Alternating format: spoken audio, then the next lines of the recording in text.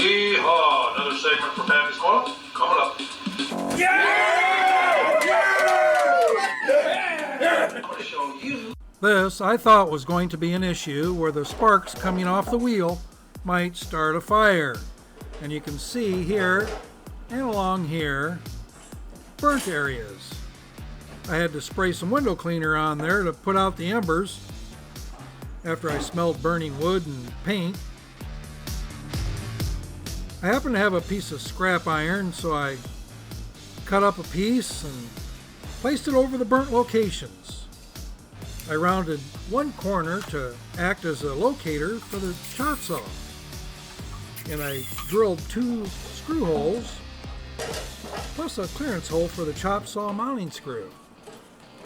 And you can see here it locates very nicely. This is the last screw to hold down the chop saw.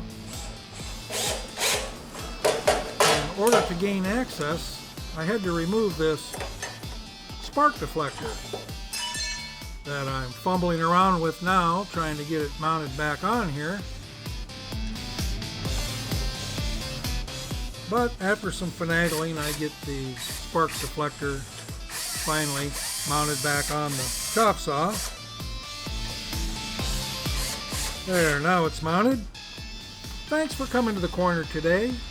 Remember, do something nice for someone today. Peace!